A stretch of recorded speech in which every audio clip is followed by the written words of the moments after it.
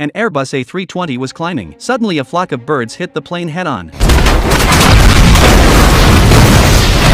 Both of the plane's engines failed. Captain John, a 42-year flight veteran, first turned on the auxiliary power unit. Then he had his co-pilot pull out a quick checklist to find a solution to the twin engine failure. And then John sent out a distress call to air traffic control and asked to return to the airport. As soon as the message was received, ATC directed the plane to land. At that moment, John decided from experience that they might not make it. They may not be able to fly to the airport because the plane's altitude is only 853 meters. John decided to land the plane on the Hudson River. That's the last thing air traffic control wants to hear, because a water landing is much more dangerous than a land landing. If you're not careful, the plane could be destroyed. Air traffic control coordinated with the airport to find another airport 11 kilometers away from them, but John said it was too late, and the plane disappeared from the radar. The air traffic controller was in tears. No airliner had ever successfully landed on water. Soon the plane was over the Hudson River. John told the passengers to get into an emergency crash position. The passengers panicked when they heard the news. Some were praying. Some were crying. Some were sending messages to their loved ones. John maneuvered the plane into a slow descent. The co-pilot restarted the engines twice during the descent, but the engines never responded. John carefully balanced the plane. He had to get the plane into the water in a perfect position so that the plane could stay afloat. If the wings or the nose touched the water first,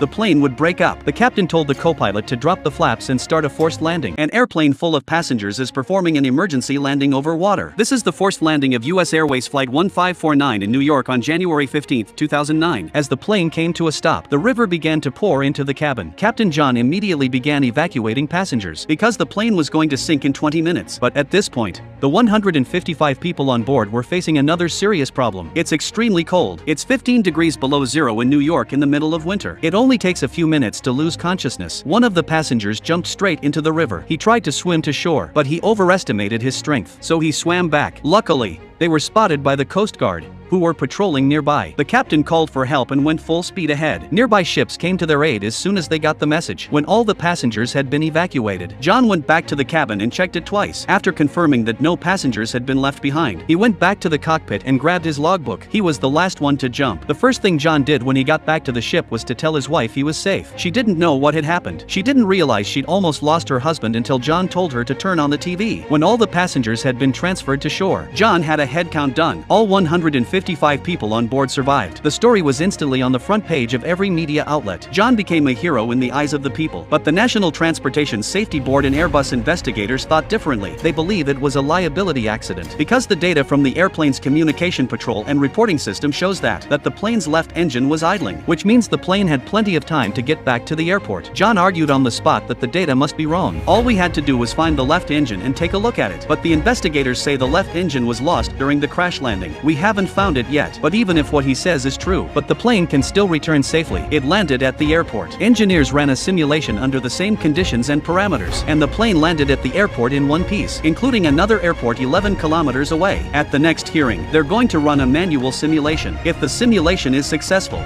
John will not only lose his job, he'll be a guilty man. He'll be a guilty man because he caused the company to lose an airplane due to his faulty maneuvers. The important thing is that he put over 100 passengers in danger. John felt a great deal of pressure when he heard the news. He was even hallucinating. From his 40 years of flying experience, there was no way the plane could have returned to the airport. Something must have gone wrong. All 155 people on board survived, but the investigating team concluded that it was a responsible accident. During the hearing, everyone in the audience watched a real-life flight simulation at the same time, at the same altitude and speed. The plane could have landed safely at whatever airport it was returning to. After watching the simulation, he began to question the investigation team. Have you considered the human factor? These simulated pilots were obviously not dealing with this situation for the first time. They return to the airport as soon as they get hit by a bird. They don't have to think about which flight they're going to take. They don't have to run a checklist. They didn't have to turn on the auxiliary power unit. The pilot in the simulation just makes a left turn and heads back to the airport. It's as easy as picking up milk. But we're not like that. No one told us we'd have a double engine stop at 853 meters. We need to run the checklist.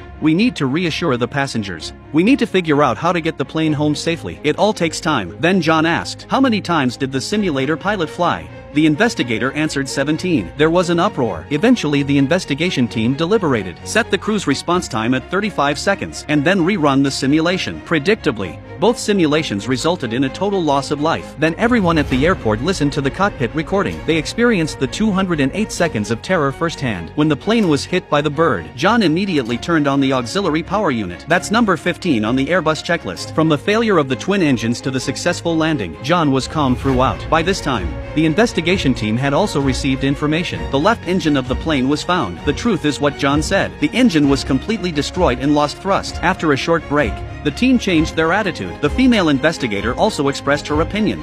I can say with absolute confidence that after speaking with the rest of the flight crew, with bird experts, aviation engineers, after running through every scenario, after interviewing each player, there is still an X in this result.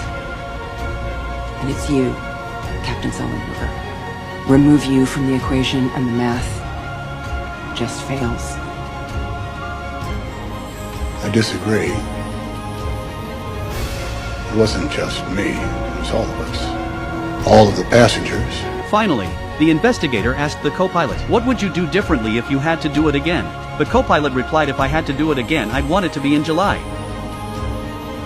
Captain John is a movie released in 2016. This movie is based on true events. The reality was far more dangerous than the movie. The plane was only 853 meters high at the time. If the captain hadn't made the decisive decision, the plane would have crashed. The plane was able to make a successful landing. This is due to Captain John's more than 40 years of flying experience. Captain John joined U.S. Airways in 1980. He has participated in the National Transportation Safety Board to assist in the investigation of airplane crashes, and he teaches at the University of California. He has studied disaster and crisis management. His experience and knowledge of crisis management is why he was able to bring the plane down safely. As the female investigator said, the equation wouldn't hold. In the end, it's the same thing. Air crashes changed the history of aviation. May every flight arrive safely.